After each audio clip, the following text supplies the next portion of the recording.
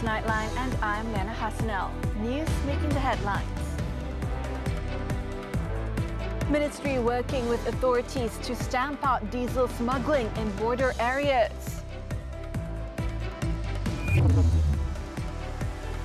And 2 Malaysians linked to Trojan Spymax scam extradited to Singapore.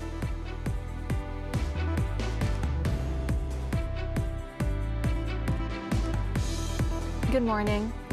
The Yang di-Pertuan Agong Sultan Ibrahim and Raja Permaisuri Agong Raja Zarith Sofia have extended their Hari Raya Idul Adha greetings to all Muslims in the country. In a Facebook post on Sunday evening, Their Majesties expressed their hope that the sacrificial rites of Kurban would be performed successfully, be blessed and be accepted by Allah. Sultan Ibrahim also prayed for the Malaysian pilgrims in the Holy Land to perform their Hajj safely and be granted a Mabrur Hajj. Their Majesties also called upon the citizens of this beloved nation to continuously pray for the country's ongoing peace and prosperity.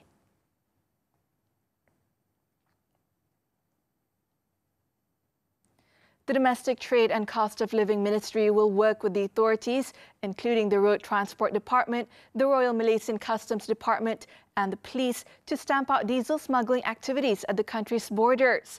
Domestic Trade Enforcement Deputy Director General of Operations, Shamsul Nizam Khalil, said the ministry would step up monitoring in border areas to tackle leakages following the implementation of the targeted diesel subsidy on June 10th. Untuk mendapatkan maklumat sebab kita nak tahu sama ada mereka ni layak SKS atau tidak. Telah memiliki syarikat atau tidak. Ataupun mereka tidak layak SKS atau tidak. So oleh itu supaya kerajaan dapat membuat menyemak dan juga kita dapat menyiasat di bawah Aukusan 2.0. Shamsul expressed belief that there will be a reduction in leakages and said the ministry will work with other authorities to tackle leakages, especially at the border. He said even with the rise in prices, it is still cheaper than in neighboring countries, which is why there's a need for authorities to tighten controls, especially at the border areas. Under Ops Kesan 2.0, some 599 premises were inspected throughout the country from May 20th to June 14th, with 202 written notices under Section 21 of the Price Control and Anti-Profiteering Act 2011 issued to traders. The notice issued is aimed at getting initial information on sale prices and costs for certain products to see if there is profiteering. The Domestic Trade Ministry has also extended the operating hours of its Enforcement Command Centre from 8 p.m. to 10 p.m. daily to ensure that complaints can be channeled properly and investigations conducted immediately throughout Ops Kesan 2.0. Meanwhile, petrol station owners in Kelantan have been warned against selling raw 95 petrol to frequent buyers suspected of hoarding it for smuggling. The Domestic Trade and Cost of Living Ministry said the directive will also be extended to other border towns in Perlis, Kedah and Perak. Ya, buat masa ini di Kelantan, so kita akan perluaskan kepada negeri-negeri lain. Negeri sepadan memang dah ada dah. Kelantan, Kedah, Perlis, Perak. Berulang. Ya, untuk Kelantan saja. Tapi untuk statik semuanya kita dah buat. Pegawai kita berada di SUKS. Telah ada dah. Tapi untuk Kelantan memang kes yang paling tinggi sekarang kan di Kelantan lah. He said that at border towns in Kelantan, the motorists, often using Malaysian registered vehicles, would purchase up to 60 litres of petrol. For this amount, a motorist can travel around 500 kilometres to 600 kilometres. Shamsul said the frequent refueling by motorists suggested that they were smuggling fuel across the border. He said the directive was already in place in Kelantan, even before the targeted diesel subsidy came into effect. Surveillance by enforcement teams is going on at border petrol stations. Fuel station operators caught violating this directive face the risk of having their licenses suspended or revoked. In Melaka, 3 transport companies that failed to provide a reasonable explanation for their service price increases during Ops Kesan 2.0, which has been in effect since June 6th, is expected to be charged in court next week.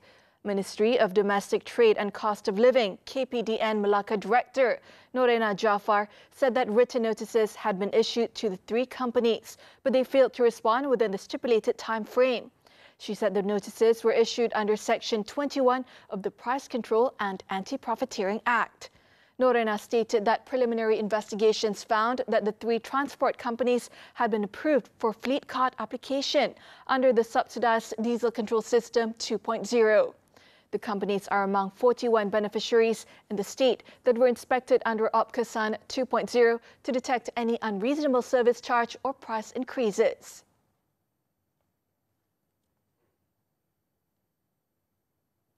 In the meantime, the Domestic Trade and Cost of Living Ministry has said that the action taken against the 3 companies in Melaka should serve as a lesson to other companies that they should not challenge or violate the regulations put forth by the authorities.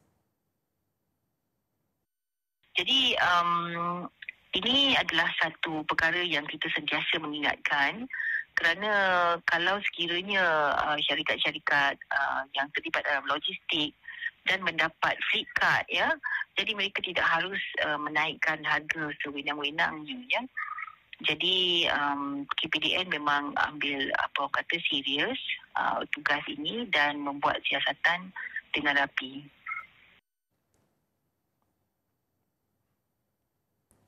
School bus fares will not be going up following the removal of diesel subsidies at the pump. Malaysian School Bus Association Alliance GPBSM President Muhammad Rafiq Muhammad Yusof assured that there will be no increase in bus fares until December, as school bus companies are one of several key businesses that still receive subsidies under the government's new targeted subsidy scheme. Sebenarnya saya juga terkejut bila ada berita mengatakan tambang bas sekolah akan naik.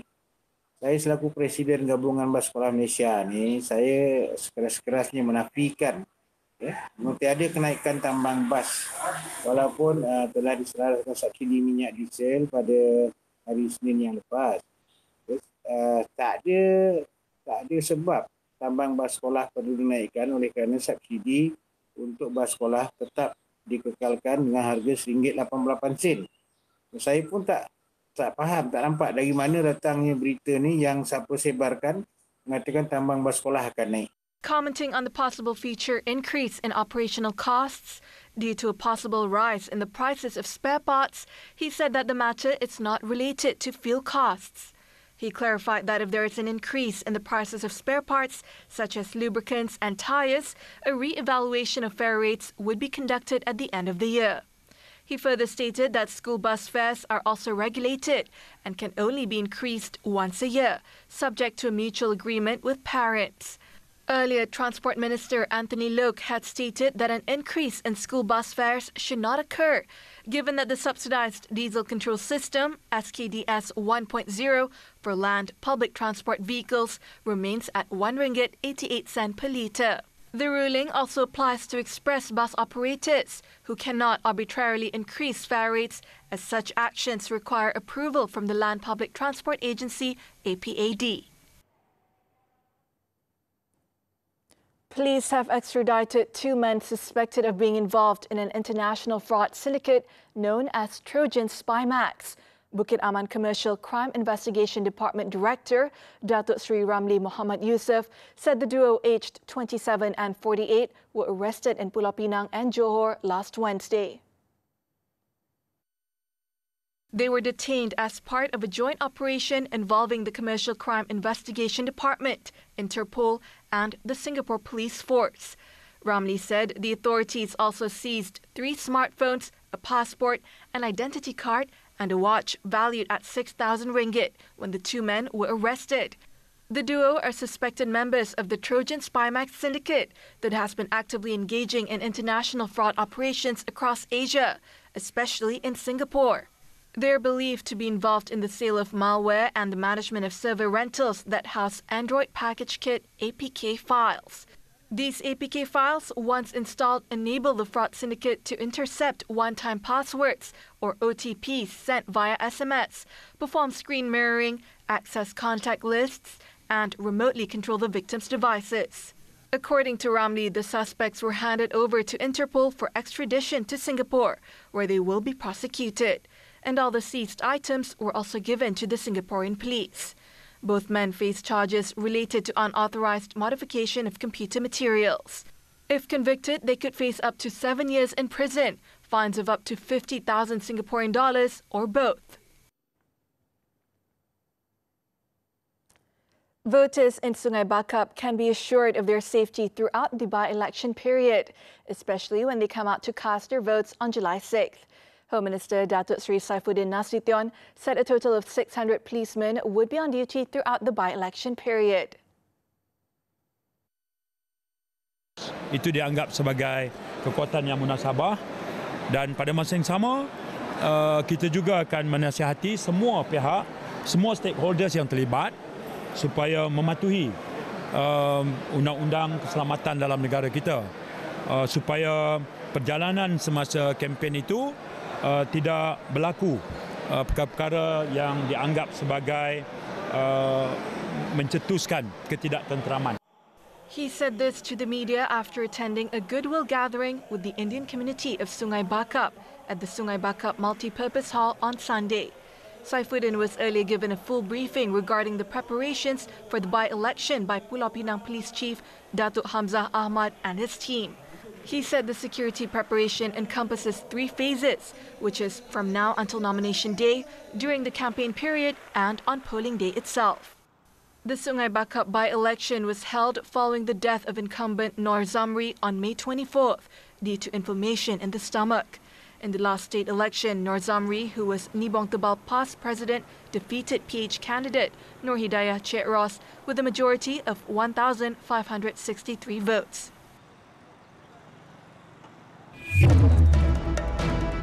Still to come, Russian forces kill IS-linked hostage takers. The details when we return.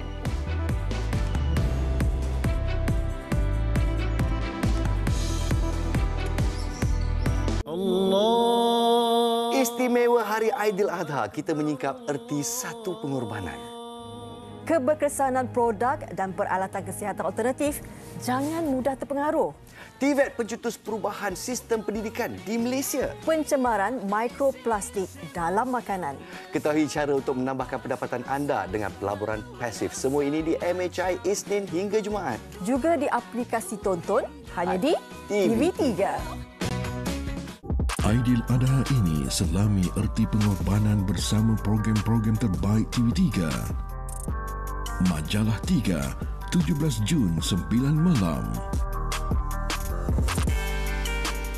999, 18 Jun 9 malam. Salam Aidiladha, raya macam dulu-dulu di TV3 dan stream sekarang melalui tonton. Wanita hari ini. Memahami ibrah di sebalik pengorbanan. Kisah istimewa kami bawakan Aidiladha ini. Pelbagai cara untuk kita menikmati daging lembu yang enak. Katanya cara masak pun kena betul. Kahwin tapi tak nak anak. Ini masalah kepilihannya boleh diubah. Apa agaknya punca keracunan makanan? Kebersihan makanan dan banyak lagi faktor yang perlu dititik beratkan. Buangkanlah masa bersama pasangan anda. Cipta kenangan dan bahagia selagi ada. Semuanya di WHI TV3. Dan stream sekarang ditonton. Wanita hari ini. The foreign news. Russian special forces freed 2 guards and killed 6 inmates linked to the IS on Sunday, who had taken the guards hostage at a detention center in the southern city of Rostov. The nation's Federal Penitentiary Service in a statement said that a special operation had taken place to free the hostages, during which the criminals were eliminated. They added that the employees who were being held hostage were freed uninjured. The incident occurred when the hostage takers, who were already convicted of terrorism offences, had knocked out the bars of a window in the cell and entered a guard room where they took 2 prison officers hostage. Some of the men were also accused of affiliation with the IS militant group, which claimed responsibility for the deadly attack on a Moscow concert hall in March.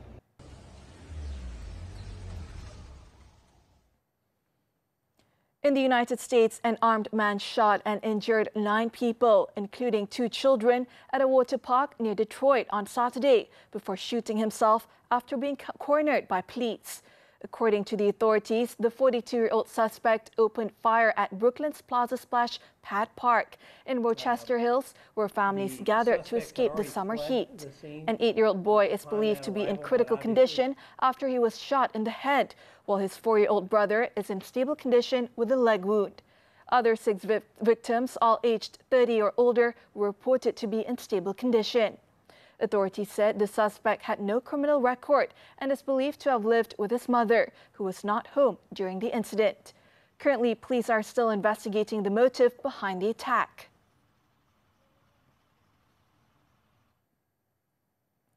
One of 2 Japanese climbers reported missing a week ago has been found dead, and his body is being recovered from a mountain in northern Pakistan, with a search ongoing for the second man. It was reported that Atsushi Taguchi and Ryuseki Hiraoka were attempting to summit the 7,027-meter Spantic Mountain in the Karakoram range before they went missing. According to officials, the body identified as Hiraoka was found 300 meters below Camp 3, about 6,200 meters from where climbers prepare for the final summit. The pair had earlier reached base camp on June 3rd and were attempting the climb without the help of porters. They were last seen on June 10th, and an alarm was raised the next day by fellow climbers who expected to see them. A military helicopter spotted the climbers on Thursday, but the search was suspended due to poor weather conditions.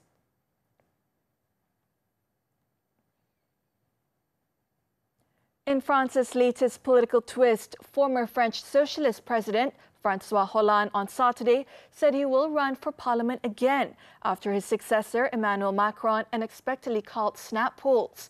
The 62-year-old revealed that he would run as an MP for the southwestern Corrèze department under the New Popular Front, a left-wing coalition formed for the elections that includes socialists, hard-left, Greens and communists. Having served as president from 2012 to 2017, Hollande left the office with record levels of unpopularity and is detested by parts of the radical left.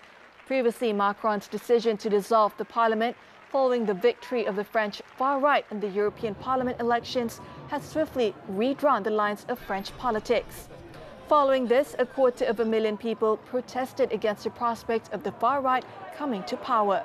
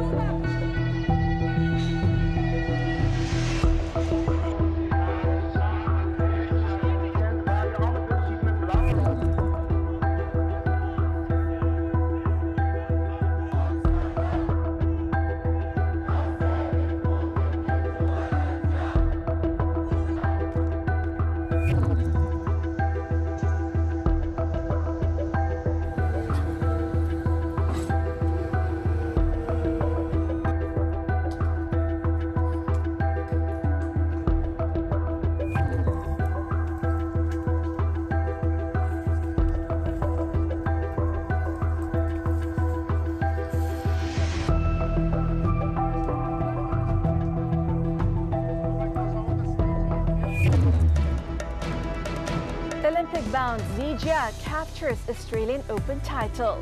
Sports right after this breather.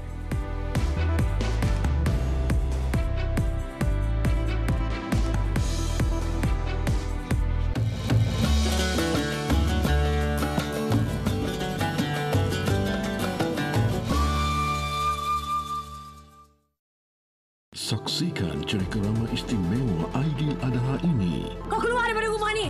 Maafkan Kia, Mak. Jangan harap Kia dapat dengar lagi kata maaf yang keluar dari mulut Mak.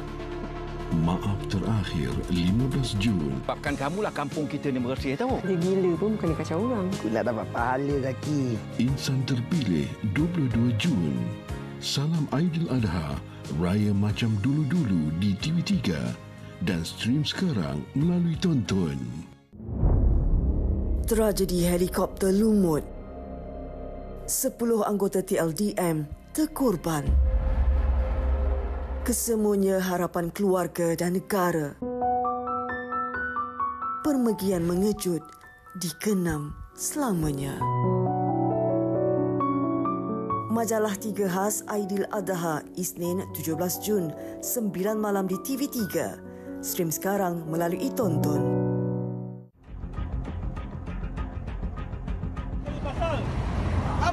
Insiden kes ini berlaku selepas tol Sungai Besi. Asyik nak horn orang saja atas jalan, orang akan terima itu sebagai provokasi lah. Tindakan yang melebihi batas.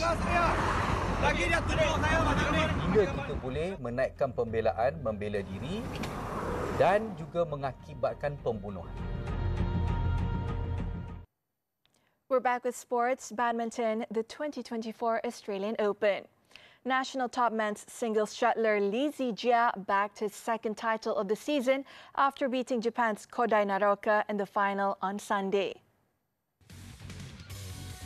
The world number 8 blew hot and cold to emerge triumphant as he took down world number 6 Naraoka 21-19, 11-21, 21-18 in an hour and 18 minutes.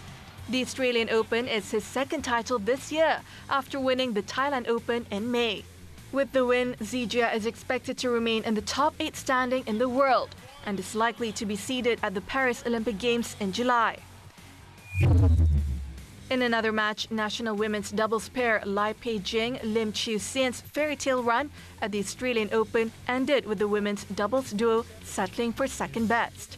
On Sunday, the one-time scratch combination lost 12-21, 21-7, 21-13 to Indonesia's Febriwana Dwi Puji Kusuma, Amalia Cahaya Pratiwi in the final. Turning to golf, the 2024 US Open. Bryson DeChambeau brushed off his hip issues to move 3 shots clear at the top of the third-round leaderboard on Saturday. DeChambeau caught it a 3-under par 67 to get to 7-under for the championship as he strives to repeat his US Open success in 2020. The American's round would have been even better, but a double bogey at the 16th and a troublesome hip in the mid-round caused him some problem.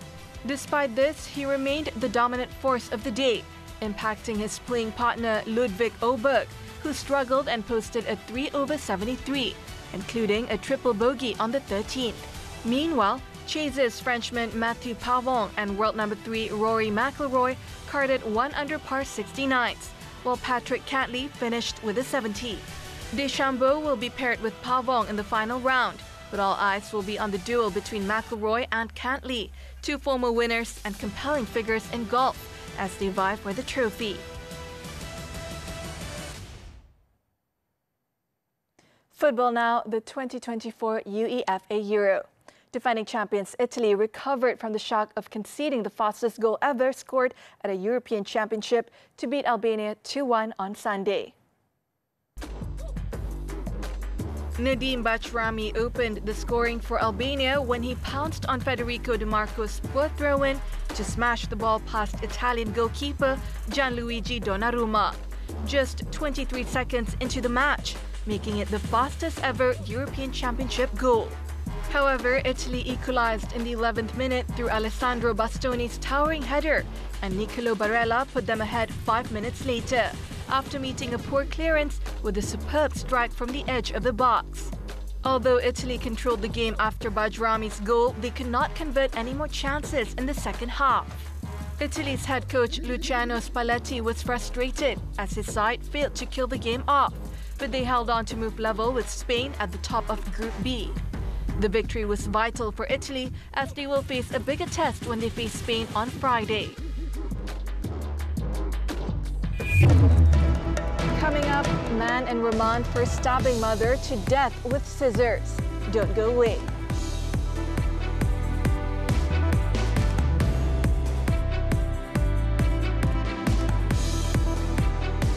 Nak jumpa mak aku? Boleh ke? Ariana pergi mana? Memang dia akan bawa masalah. Kau ingat makcik bagi ke kau kawan dengan dia? Kau sayang mak, tinggalkan Ariana. Kau ni tak sweet lah. Macam mana lah aku boleh suka kau? Mencarilah laki lain. Dalam sekelip mata, aku boleh jadikan kau anak yatim piatu. You dah biadab sebab kau tu penipu. Aku pun tak heran lah tengok muka macam ni. Kau ni asal lah. Boleh cakap bincang elok.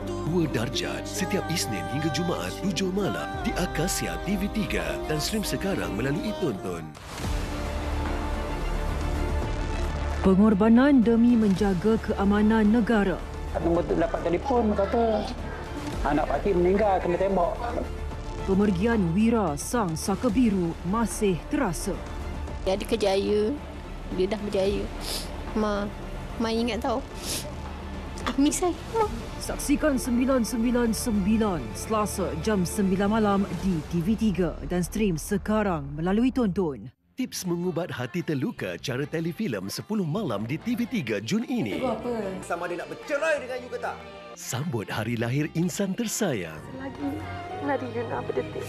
Menunaikan permintaan terakhir ibu. Jangan ada benci. Ayah ada apa-apa yang ayah tak berkenan dengan Syarif. Sembuhkan hati yang terluka di telefilm TV3 setiap Jumaat 10 malam dan stream sekarang melalui Tonton. Welcome back. Police have obtained a week-long remand order against a man suspected of murdering his mother in an apartment in Rilau, Pulau Pinang on Saturday. Northeast District Police Chief Assistant Commissioner Razlam Abdul Hamid said the 40-year-old was taken to the Balik Pulau Magistrates Court at about 9 a.m. on Sunday. He will be remanded for 7 days from Sunday until June 22nd. The investigation is being carried out under Section 302 of Penal Code for murder. On Saturday, the man was apprehended after police received information about the incident from the suspect's brother.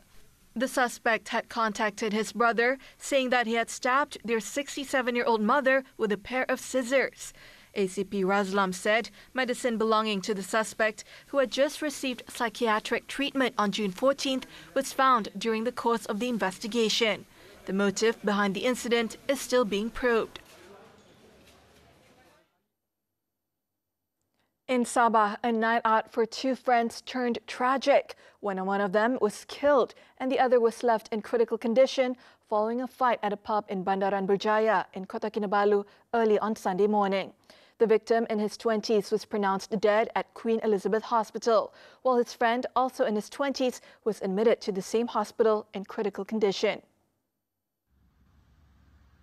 Kota Kinabalu Police Chief Assistant Commissioner Kasim Muda said the deceased victim was stabbed multiple times with a sharp object following an altercation with a suspect at the entertainment spot.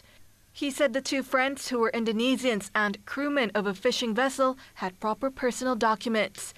Police were alerted by a worker at the entertainment outlet about the incident at around 2 a.m. and a police team reached the scene some 10 minutes later. Both victims were seriously hurt and were rushed to the hospital, where one of them was confirmed to have died. He said initial investigations found that the fight took place due to a past misunderstanding, adding that the brawl had started inside the entertainment outlet. Efforts are underway to locate and arrest the suspects responsible for the stabbing, including reviewing the CCTV footage obtained at the scene. The case is being probed under Section 302 of the Penal Code for murder.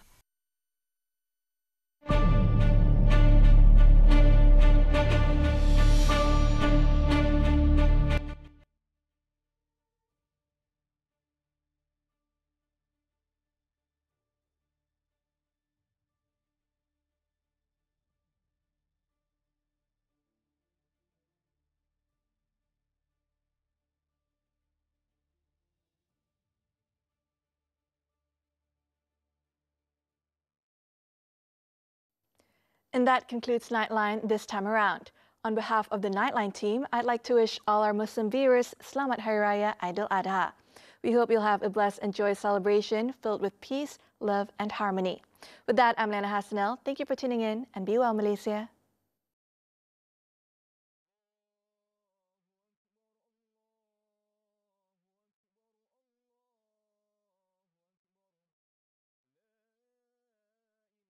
إلا الله والله أكبر الله أكبر ولله الحمد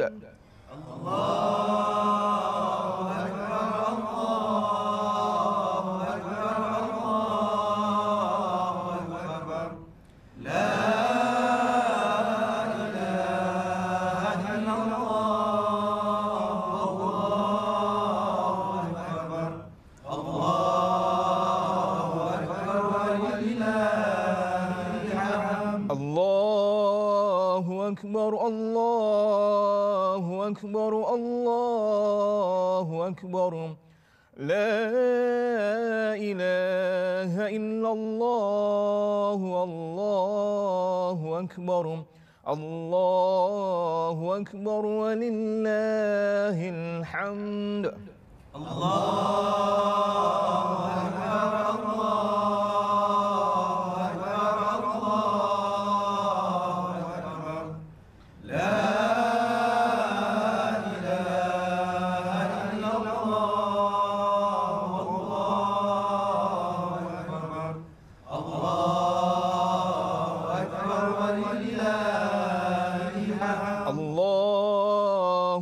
أكبر الله أكبر الله أكبر لا إله إلا الله والله أكبر الله أكبر ولله الحمد